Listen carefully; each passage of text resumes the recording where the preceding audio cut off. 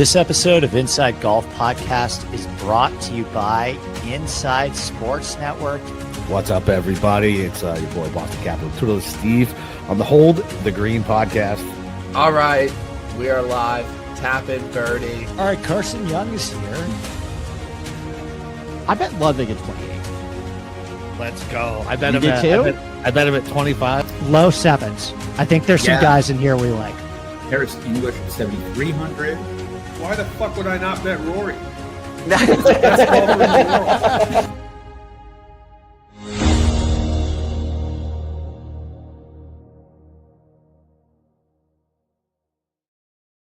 All right, Masters Monday. Welcome in, RB. How are you doing, my friend? We haven't caught up since your week at Augusta. How did the week treat you over there down in Georgia?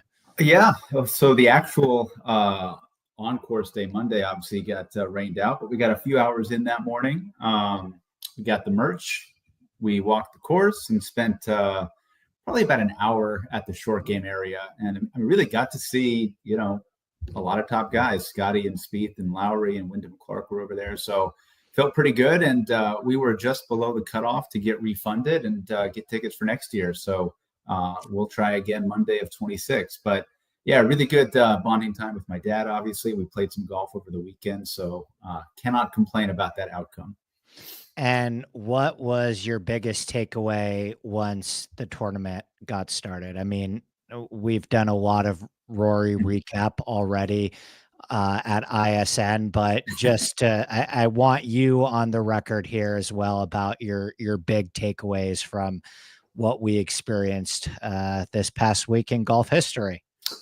It was tremendous. Yeah. I mean, I'm going to defer my words to, guys like Joel Beal and Kyle Porter, who are going to write and podcast incessantly. I have Kyle coming on right after this. Yeah. Perfect. Yeah. I'm certainly looking forward to that because I know Kyle's out there all afternoon. But look, this course and this tournament always delivers. It delivers ball striking. It delivers storylines. And I'm sure, as you've touched on a bunch, like the guys who have been playing well all year and that we expected to play well were there. Rory has undoubtedly been the best player in the world for the last half of the year. Scotty with his F+ game finished fourth. Ludwig was up there. Corey Connors has been tremendous. Bryson, arguably top 3 in the world. So really, really cool to see. Very happy for Rory. And as I'm sure you've recapped, one of the truly most unbelievable final rounds we've ever seen. Do you have any big takeaways from the DFS slate? Like, I look at the Millie Maker winner, the $10 Millie Maker winner, and it's Rory, Hovland, Corey Connors, Patrick Reed, Sung Jae, and Davis Thompson. And I mean, 4 of those guys were in my pool. It felt very attainable of like, it seems like every single year at the Masters, there are going to be 4 to 5-ish players between 9K and 7K that are like overwhelming groupthink chalk, right? And this year it was Henley, Straka, Connors, Patrick Reed felt like the big ones. Those guys were all over 15%. And it seems like every year at the Masters, the message is like, we're not necessarily saying don't play chalk. Like there's going to be chalk at the Masters that makes a lot of sense for a reason every single year. You just have to choose right. And it seems like Corey Connors and Patrick Reed were that good, obvious chalk this year that helped win somebody $1 million. And then you had to avoid the landmines like your Bobby Macks, your Strakas, and your Henleys, which I certainly didn't. I did a good job of avoiding those landmines, but also certainly didn't win $1 million either.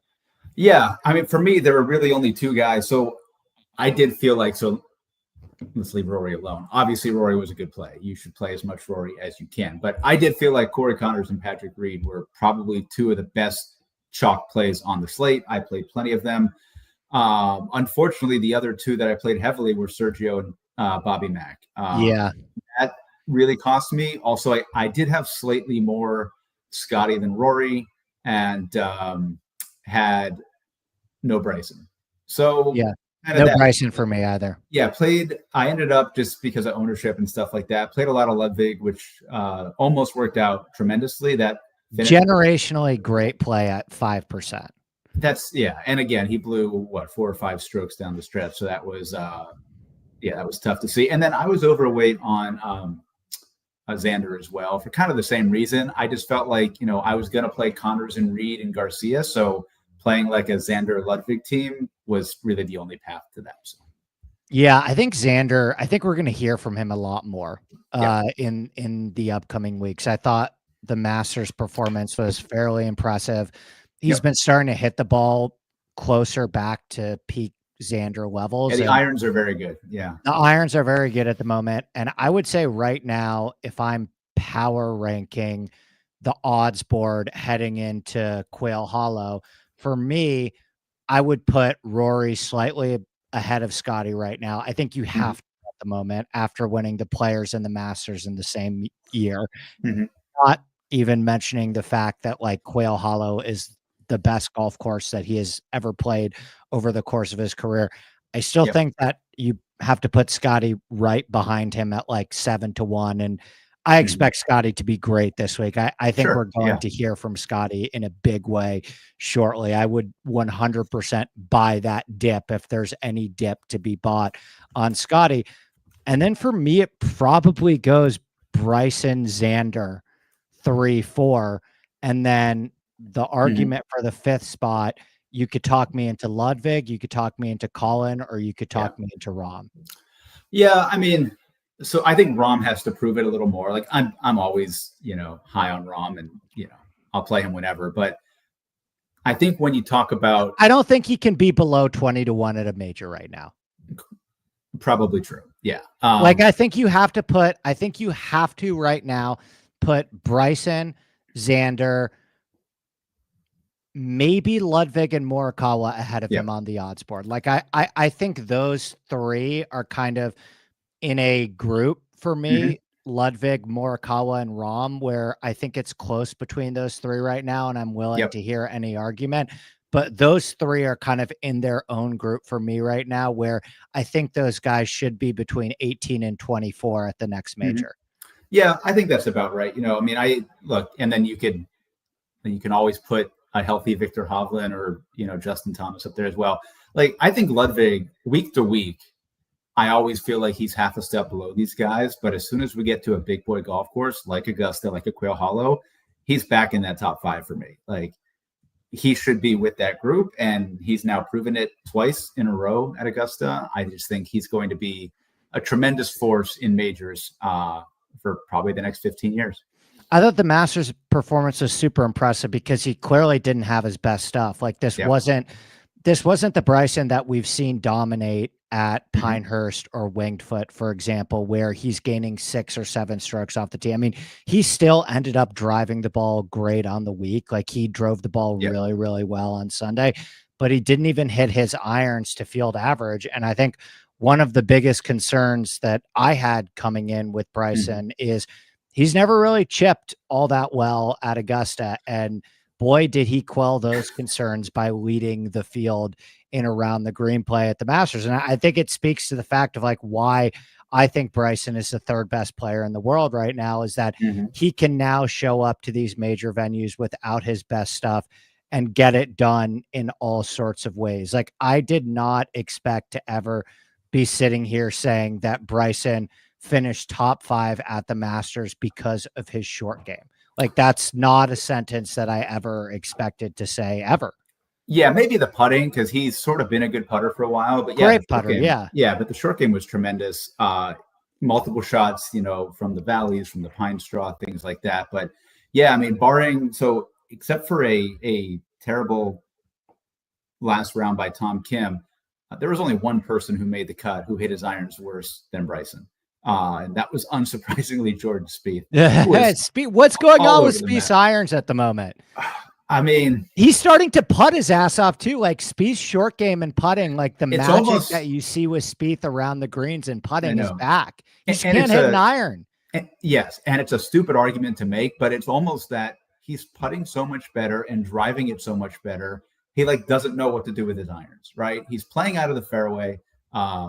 He has confidence in the putter finally, and he can't hit an iron shot. So yeah, Spieth and Bryson, yeah, I mean, both really had great shots this week. I think the misses from Bryson and how bad they were surprising to me. Multiple balls he hit in the water on Sunday, multiple shots that were a club and a half long or short, really all week.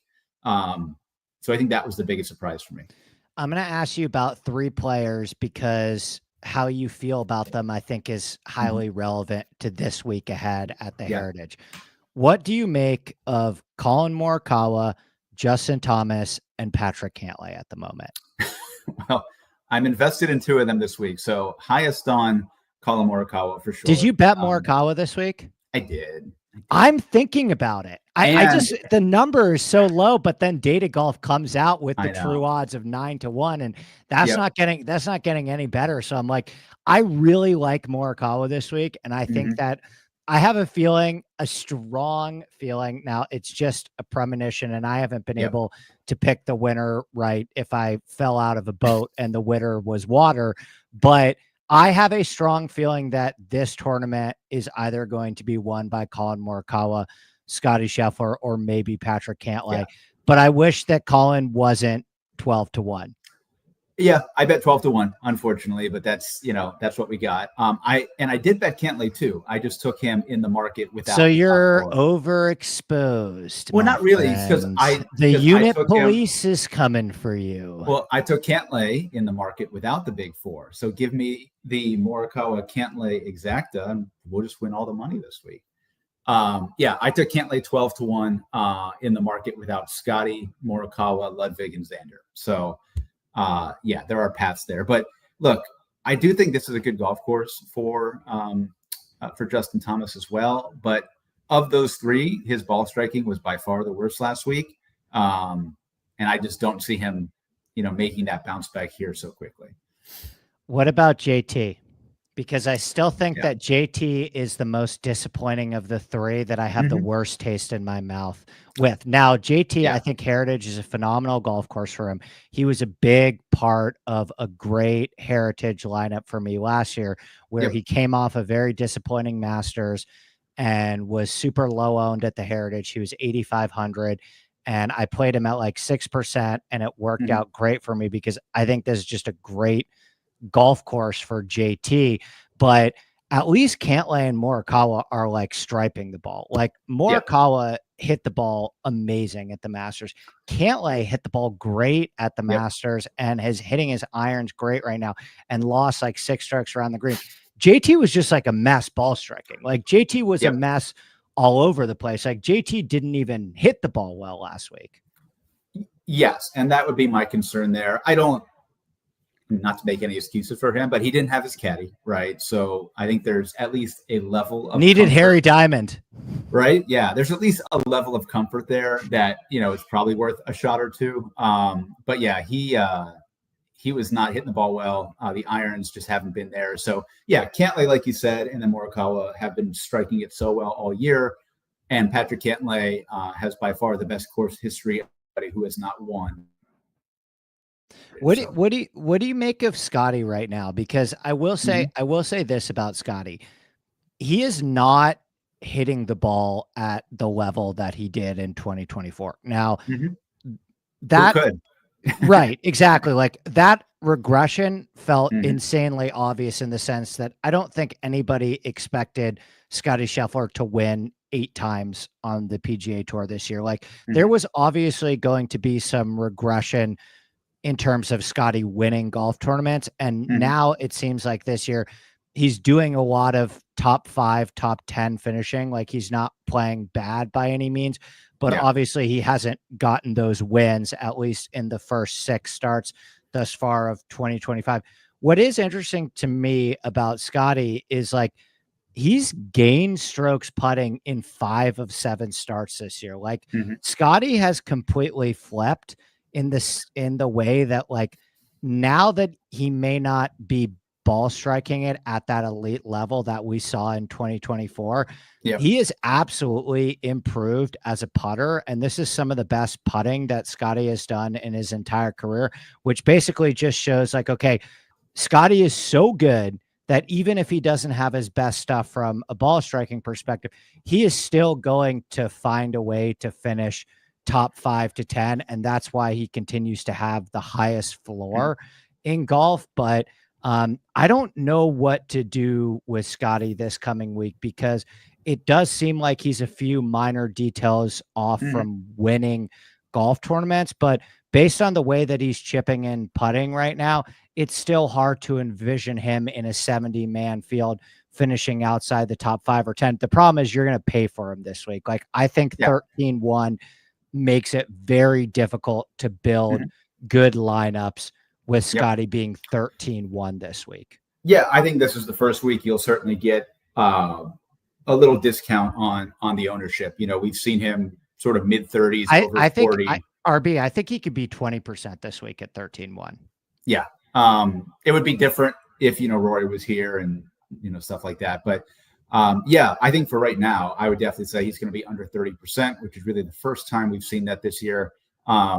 Not overly concerned with him because, again, he still hits enough great shots. Like, even though he lost strokes, ball striking, like, he was not himself. How many times was he hitting irons to 6 feet? Like, he can still do that any hole. And then, like you said, he's putting better. He's probably the best around the green player in this field, maybe barring Justin Thomas or something like that. So he can get around, not worried. And again, like, when you come off of a wrist hand injury, I don't care how minor it was that he cut himself. Like, a wrist hand injury is the worst thing a golfer can have, right? It's not only painful physically, but it's painful mentally because you have to trust yourself that you're not going to re-injure it. So I'm going to give him a little bit of time, not worry about Scotty whatsoever. You're fading the 13-1 this week. Probably. It's just a big price. Like, if you can't really play Scotty and Colin in the same lineup. Like, Scotty and Colin, and I know people are going to say, oh, it's a good 6K range. We should mention there are 72 players in the field and there's no cut. But Scotty and Colin together leave you $6,500. And I think people in these no cut events think that because all of these players are guaranteed 4 rounds, that you should play stars and scrubs. And I'm not totally sure that I agree with that. Like, I feel like I have a ton of success in signature no cut events, playing balanced lineups all the time. But like, if you were to build with Scotty and Colin, who I think are the 2 most likely players to win this tournament, you're left with $6,500 and you essentially have to play at least 2 or 3 guys in the 6K range. And I don't know if there's 2 or 3 reliable guys that I would want to put in that lineup. Well, and on top of that, you're then talking about how can you get unique, right? Because you're picking your last 4 spots from the same pool that everybody else is choosing. Correct. I will say the last sponsor exemption that was announced last night was Matt Kuchar, who was a late addition to the field and was added at the stone minimum, 6,000. I think I'm good on Kuchar in 2025. True, but if there's one, and he's been competent this year, but if there's one golf course where you would play a $6,000 Matt Kuchar in a no-cut format, it is absolutely this golf course. So I'll just throw that one out there, that it is doable. Yeah. I think what I may be leaning towards this week is what I've done quite a bit with Scotty Scheffler this season is you play Scotty Scheffler in 50% of your lineups, and then the other 50% of them you build quite balanced. Because I think if I am putting Scotty in as my first guy in, that second man in, I would probably want to be in the 8K range. Like, if I started my lineups, like, for example, I like Straka this week, who's at $8,800. Even that, RB, if you start Scotty Straka, you're left with 7K left. Versus if you want to build, like, let's just take the 2 guys that I like the most outside of Scotty and start with Morikawa, Cantlay, you're left with 7,300 left. So like, would you rather do you feel better about like Scotty Straka start or Morikawa Cantlay start? Because I almost feel better about Morikawa Cantlay start. And then I also have more money to play with as well for the other 4 slots. Yeah. I think you make a good point, because I do think anybody who clicks Scotty is going to very likely go down to the 8K range, whether it's Straka or whether it's an $8,300 Daniel Berger, who I expect to be exceedingly popular and huge. Really would. Did you bet him 65-1 as well? Yeah, we bet him last night. Yeah. You bet everybody this week, RB. How many other 12-1s do you have on your arsenal that you're hiding? That's it. It was Berger, Straka, and then the Tom Hoagie thing, which I already regret. The Tom Hoagie thing. Yeah, probably want to get that money back, but right in line with Dave's the Joaquin Neiman thing. Yeah, but no, I mean, look, I think Scotty Berger or Scotty Straka, whatever you want to say, is probably going to be the most common thing. So like, I think if I'm going to play Scotty, it's not going to be with Colin. It would probably be with Patrick Cantlay, because even that extra $900, it gives you a little bit of room where maybe you can get away with 1 or 2 from the 6 and still get a couple of like. There's a lot of guys in the 7s who I love this week, right? And like you talk about posting the course history, you talk about Aaron Rai. I mean, that price is egregious. Data Golf loves him. The Sandu color of green on Aaron Rai this week on Data Golf. It's a perfect golf for a guy who, even though he didn't have his stuff, he like still finished probably top 25 last week, the Masters. So yeah, I will say this. I mean, once we get past, I've already shared, I really think this golf tournament is going to be won by either Scotty Scheffler or Colin Morikawa. So 100% of my lineups is going to have either one of those two guys. Once you get past them, I personally prefer Patrick Cantlay to Ludwig and Xander this week, but it's and JT, but it's close. I would say JT is my least favorite of the Cantlay, Ludwig, Xander group, but I think the 9K range is really, really interesting. So who's your favorite? Once we get past Morikawa and Scotty, all the way from like Ludwig to Hovland, who's your favorite in that group? Because there's one guy that's really sticking out to me as well. I think Corey Connors is going to be super popular.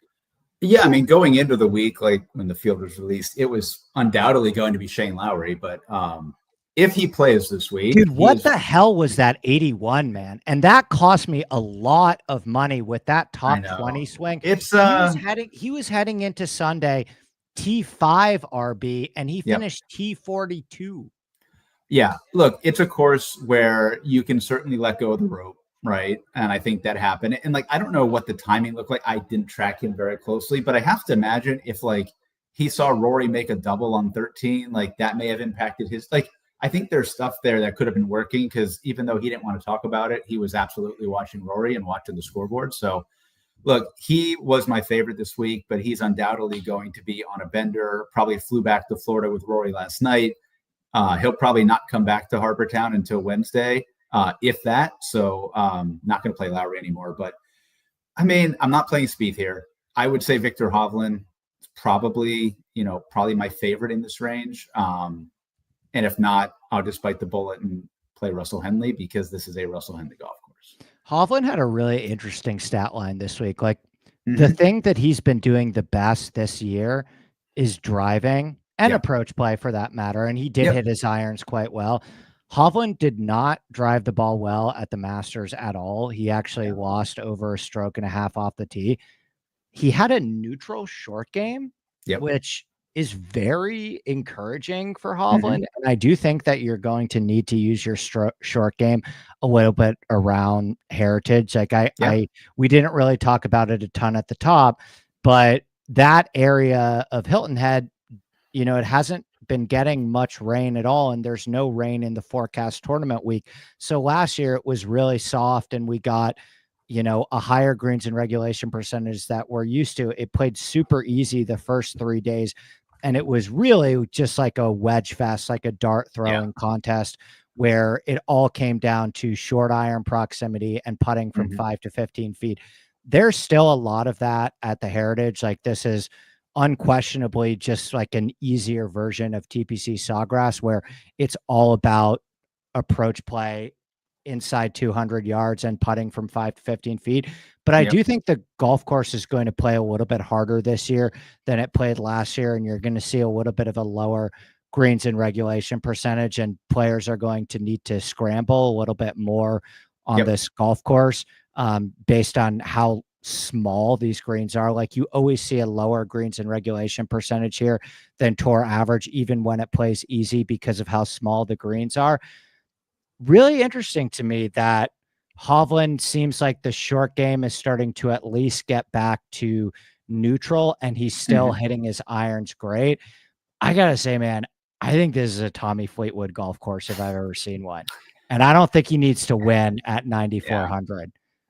It should be. I mean, I think all of these guys, it's a Corey Connors golf course. It's a Russell Henley golf course. But Fleetwood, I think Fleetwood might be the lowest owned of them, because I think you're going to get a lot of Connors love.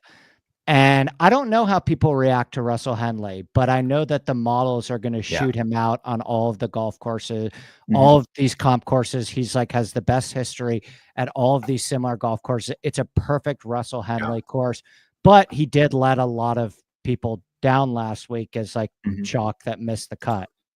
Yeah, I think my concern with Fleetwood, and I know you mentioned he doesn't have to win, but my concern with Fleetwood is the upside. He's just a guy. He's like European Keith Mitchell, where he's just going to finish like 16th every week, 12th, 8th, 19th. And he has historically putted and chipped really well here, which is encouraging because, you know, he could lead the field in ball striking any week. So I see the vision there.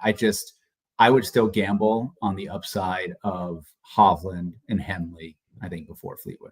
Who do you think is more likely to win a PGA Tour event at this stage? Corey Connors, Shane Lowry, or Tommy Fleetwood? Lowry. I think his game travels more, and I just, But Connors has been tremendous. Connors has been tremendous. We've seen question. I would ask the chat. I would ask the chat the same thing.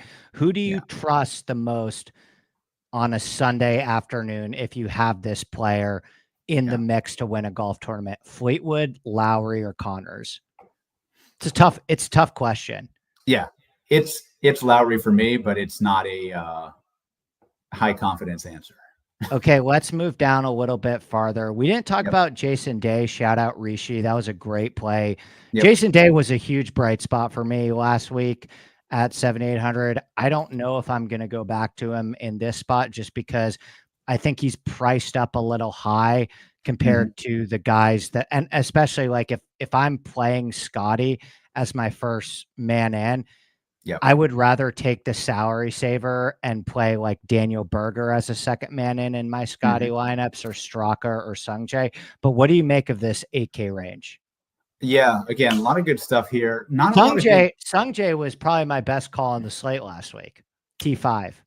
Yeah, seemed to find. I mean, look, skewed a little bit. Didn't gain on approach. I was gonna say, every time I saw him, he was holding out or chipping in. But yeah, I mean, this is a very interesting range because I don't love the course fit for a lot of these guys. Like, not a great McIntyre course, not a Wyndham Clark course, not a Minwoo course.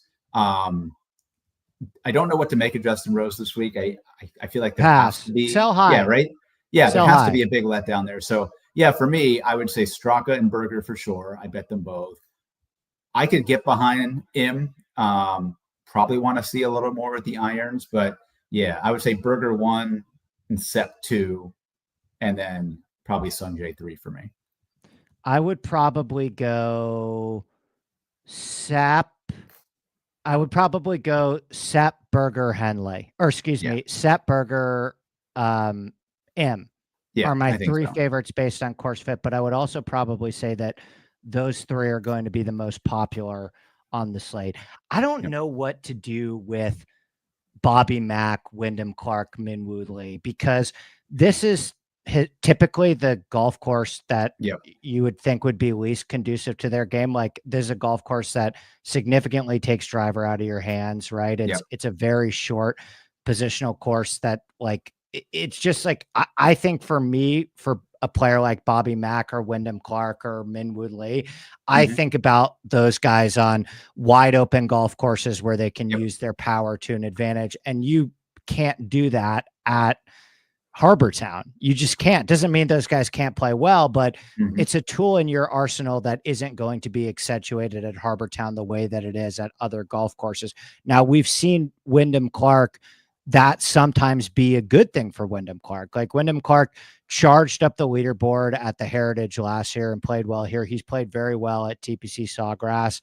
I don't know on those guys. Devin, I know you're a big Bobby Mack fan. Do we have a lot of evidence of him actually raising his baseline on some of these shorter club down golf courses? Because I'll kick it to you while I research that a little bit further. But at least with Wyndham Clark, like I've seen him roll out the Heritage and TPC Sawgrass playbook before and be able to find success with that. And I don't know if I can totally try. That's a good point. I suppose Hamilton is kind of short positional with a high missed fairway penalty that emphasizes driving accuracy. That's a decent one for sure.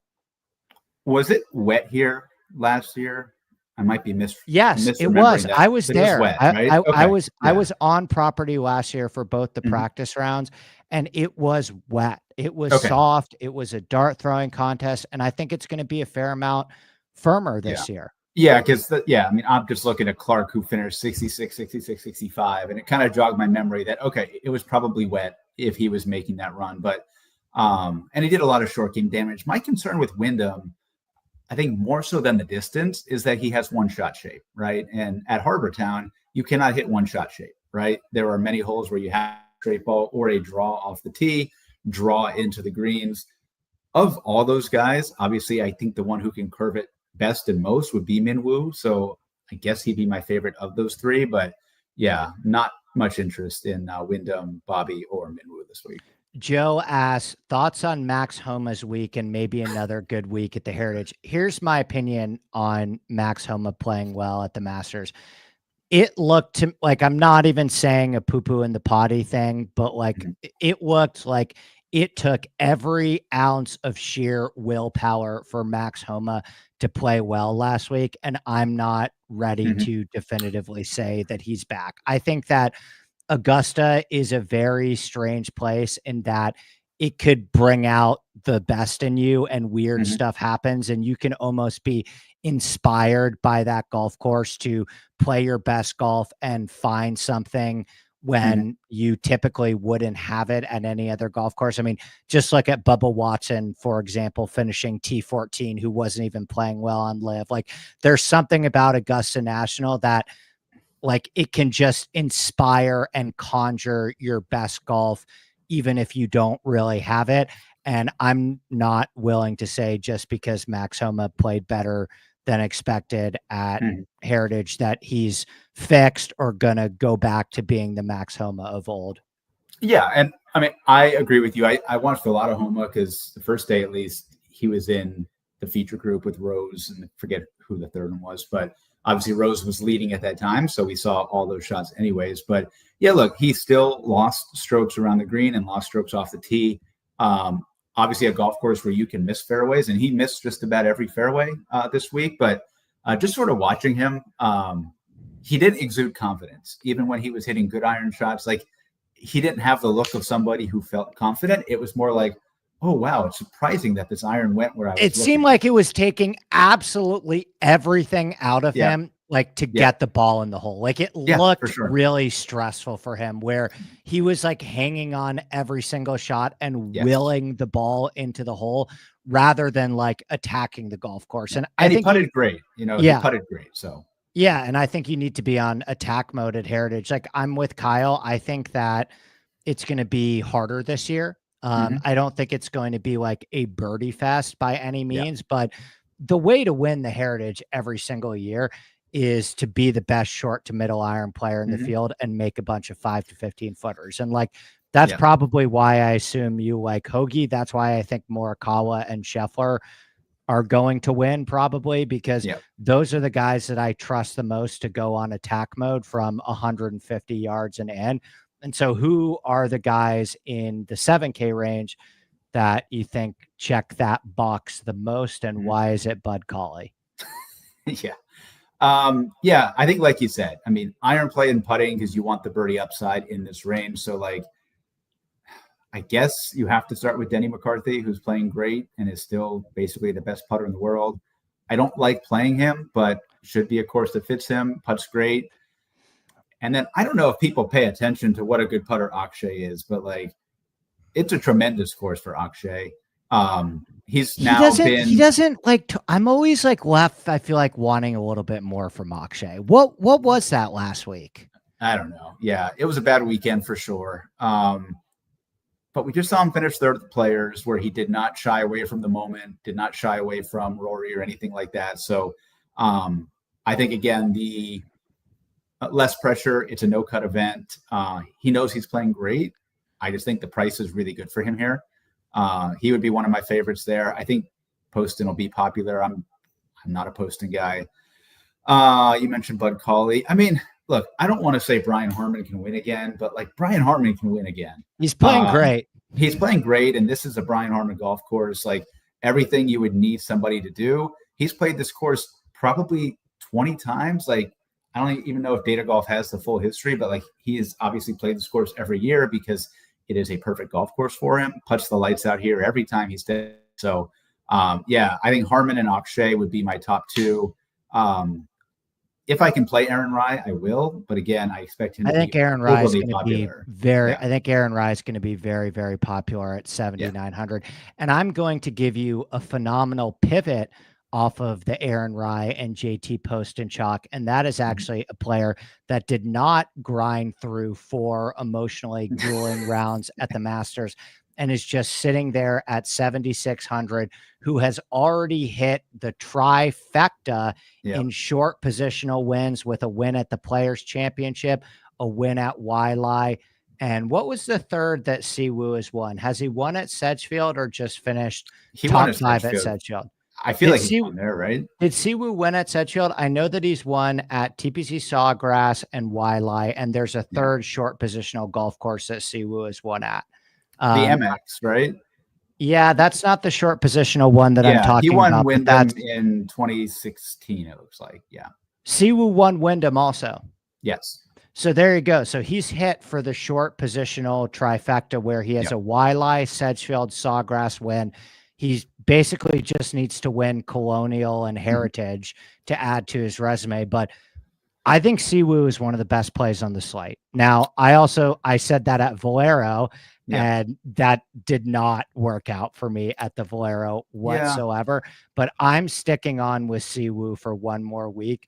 I don't think that you're going to get the ownership that you are with Aaron Rai or JT Poston. And I think he gives you that exact same skill set and history on these types of short positional Pete Dye courses. Maybe my favorite play in the slate. He does. He just, I don't know if it's the putting. He doesn't win ever. Yeah. And he doesn't, not only he does hasn't he shown not any win, upside this year. Like not zero. only does he not win, he doesn't sniff contention ever. Like he doesn't, there's never even that time on Thursday where it's like, oh, Siwoo Kim, first round leader. Let's see how he handles the next couple of days. Like he doesn't even do that. Yeah. I think that would be my concern because he's surrounded. It's a very valid concern. Yeah. Like, I mean, he's surrounded by guys like Davis Thompson, JJ Spawn, Akshay, Keegan, right? These first round leader merchants who can go super low. And like, I feel like for Siwoo, he's got to shoot 468s and hope it's enough, you know? Golf tips checker, my friend Andy, the same namesake. Welcome in. We love having you in the Discord. Who else is catching some steam early on this Monday morning on Twitter? My Twitter has just been blown up with replies to a Phil Rory tweet. And it just, I had like the most ridiculous ratio of all time on the dude that people are still, it's got like 3,000 likes now on the dude that was talking about Rory, like not loving his family or his family not being emotional. So my Twitter's just been destroyed by that. But I would imagine this week that there's a lot of Burger love. Do you think people are going to bet Morikawa at 11-1? I do. Yeah, because again, I think the options up there are pretty limited. And if you don't think Scotty is going to win, it's very easy in a small field that like you can talk yourself into betting somebody at 12-1 or 11-1 because they only have to beat like 50 guys. So yeah, I've seen a lot of Straka. I've seen a lot of Berger. I was gonna ask the chat and golf tips checker as well. Mm-hmm. What do you think's a more popular bet this week? Corey Connors or Cantlay? Cantlay. People don't want to bet Corey Connors because he can't win and can't putt. Can Cantlay win though? I know that not here apparently. No. Yeah. I will tell you my favorite play in the sevens to avoid some of that chalk is Siwoo Kim and then Bud Cauley. I don't know what the ownership is going to be, and I think Bud Cauley is like the perfect. I'll make my 80-1 bet on him because I've been on Cauley, and I would blow my brains out if he finally won, particularly on this golf course, which I think is a perfect fit for his game after I've been on him so much. But it also, the other 50% of my brain is telling me this is the perfect sell high spot on Bud, where there's no way that he finishes top 10 for the fourth week in a row, even though I said that about Michael Kim, and Michael Kim literally finished top 15 for like 6 straight weeks. So who knows? I'm not one to say that Bud Cauley can't keep his foot on the gas. It's a tremendous golf course for Bud Cauley. I'll say that. It's a great golf course for his. I don't hate it at all. We'll see what the ownership shakes out to. I also love Benny Hahn this week. Like, he was such a star last year, and then he really sucked for a while, and he seems to be pulling himself out of it. I mean, really, like, the iron play is slowly coming back. The off the tee game is still great. Got a really good short game. Still got issues with the putter, but he's got the broomstick putter now. So I think this golf course is perfect for him as well. He played great last week. I don't know where he finished, like around the top 20, I believe, but he gained in pretty much every category. So I still believe in Benny Hahn quite a bit. And then, I mean, the bottom of this range is just like. Can we talk about Finau? Can we talk about Finau 7.1? That's the lowest price that I've seen Finau in 5 years. Well, this whole thing, look, those three, Finau, Zalatoris, Burns, like, it's kind of a mind fuck to see these guys down here. I like Finau. I like Finau the most out of those three as a buy low. What about you? What the hell happened with Zalatoris last week too? Just write it off. Bad 2 days. Pressure of playing with Bernie longer, I guess. Yeah, it was. Look, I believe in the talent of Tony Finau as much as anybody in terms of this golf course and bounce back. And I just want somebody who can putt. I feel like I would just play Sam Burns, who's been god awful. But I feel like I would play Sam Burns here. He does not need to hit drivers. He can putt these greens. Yeah, I trust him with the putter and the short game more than those other two. So if I play any of them, it'll probably be Burns, which is really weird for me to say. Yeah, you like Burns out of those three. I like Finau out of those three. I'm very curious. What does the chat think between those three players? Because I think that you have an interesting opportunity on those three guys are all at 7K. And we're used to seeing them in at least the mid 8s. And I really do think that there's a great buy low opportunity on at least one out of those three guys. Like I think one of them will probably tell you immediately, like, I am priced this way for a reason. One of them will probably be mid. And I think one of them has the opportunity to be a great play. And I think that I would favor Finau the most out of those three, because at least Finau is still hitting the ball really well. Like, he missed the cut at the Masters, but he still gained over a stroke in both ball striking categories. And this doesn't feel like a Finau golf course to me at all, but he's surprisingly been okay here. Like, he finished 12th last year and has a bunch of middling finishes at this golf course. So I would say, at 7K flat, even with everything that's going on with Finau, and I have talked about it quite a bit and done quite well on the Finau fade over the last couple of months. There's a lot going on in this guy's life. Don't play him right now. He just doesn't have it. There's health concerns. There's sponsorship concerns. There's bullshit going on in the court with him as well. Just avoid it. At 7.1, now is the time where I'm like, okay, this is such a depressed price that maybe you take the chance on talent. What about, let's finish up in the 6K range? Yeah, and I might change my answer now to Zalatoris because he's just been. I just feel like we have to ignore one bad ball striking round because he's been tremendous all year ball striking. So he can't putt, but I'm going to change my answer to Zalatoris. All right, 6K range. Played a lot of Lucas Glover last week. I got to go back. Much better golf course here for Lucas Glover, I think. Obviously, he has played here plenty. Has a lot of good results here. He's also probably played this course 20 times. So big fan of him. Could see some Horschel.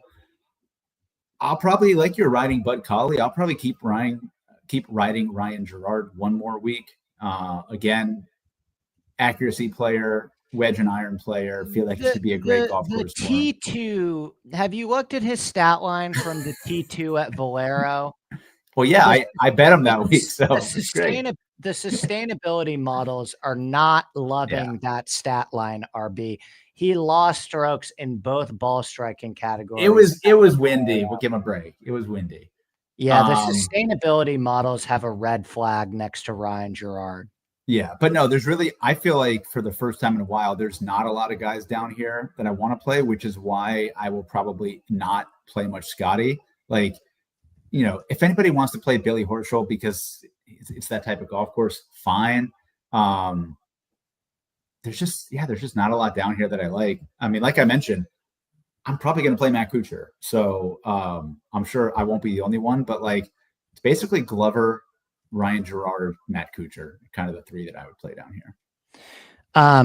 My favorites, I'm going in a different direction. For better or worse, my favorites are, I just think Novak is like hitting, like I would trust Novak's ball striking over Gerard's. What about the putting? Yeah, that's a whole other story. Actually, Novak can sneaky get hot on the greens. Yeah. Rio H. Yeah. Like Rio H is playing great golf. I think the price tag with him is huge. Like I did not expect him to be 6,300. I think it's a different conversation if he's 6,800, but 6,300 for Rio H makes a ton of stuff work. Yeah. I don't mind Eric Cole here. Like I think of all the golf courses that you want to play Eric Cole on, one where it kind of neutralizes off the T scale and it's basically just about clubbing down and putting yourself in the fairway and letting your short to middle irons and putter go to work. That's Eric Cole big time. So I would say in the 6K range, my favorites are probably Rio H, Billy Horschel. I'm with you there, Devin. I like Billy Horschel this week. Like I said, I would be a little careful on Max Homa, but I'm going to do a deeper dive there. And dude, is this finally it with Cameron Young? Yeah. I mean, it's got to be it, right? After watching the 6 putt or whatever, it's just he's gone, right? Like, and I get it. Cameron Young was a core play for me at the Masters last year. He finished 9th. I thought long and hard about playing Cameron Young at the Masters last week. I ultimately decided against it, and I've never been. He is not a good steward of your money, RB. He is not a good steward of your money, RB. He did have a first round lead here in 2022. So I don't want to hear it, man. He's 6 putting from 2 feet. You can't play him. Yeah, it's bad. You can't do it. It's very bad. Yeah, look, at this golf course, and again, you have the advantage of it being a no-cut event, but like you can close your eyes and click like Billy Horschel and Chris Kirk, and like I can't say a word to you, right? Like it's such a unique golf course, and the fact that there's no cut, I almost don't want to weigh or worry about, your recent stats and your recent form as much because a lot of that stuff doesn't matter here. Everyone's getting 4 rounds. You know what kind of golf course it is. If Chris Kirk is T3 here at 2:00 on Sunday afternoon, I would not be surprised one bit, even though he's been playing terribly. So I think this is one of those courses. I'm not sure statistically how sticky their course history is, but from the eyeball test, it is fairly sticky course history here. Sweet. All right, my friend. This was a blast as always. I am going to, I got a couple more pods to do and articles to write, but who is your winner of the Heritage? I've said his name a lot in the last 2 years, but Colin Morikawa. I agree. You have to win. You have to win. You have to win. And you have to do it at a golf course like this too. I think it is. Rory's not here. It's a perfect week for him. Rory's not here. You don't have Scotty in peak ball striking form. Yep. This golf course was literally freaking built for you in a lab. You can take whatever clubs you want off the tee and position yourself in the fairway. Your little high cut with irons works so damn well at this golf course. This golf course is such a freaking good. I remember walking it last year with Kyle and being like, oh my God, this must be paradise for Colin Morikawa because you can just roam around here with your little 150-yard 8-iron and hit your 3-yard cut into these small targets. Like this, just do it, man. Do it. And he's got 20 rounds now under his belt here. So it's like there's nothing about this course that should surprise him or be new. You've got 20 rounds under your belt. You've got a couple top 10s. You got to win. Yeah. I'm with you. Morikawa's winning. Okay. Let's do it. All right. Cheers, RB. And I don't think we're going to do it next week for the Zurich. I need a week off, man. Yeah, that sounds good. Yeah. We'll chill for the Zurich. I don't think you're going to get much. I apologize in advance. I may take a little bit of a breather on Zurich content. Yeah. Okay. All right. Cheers, RB. See you, bud.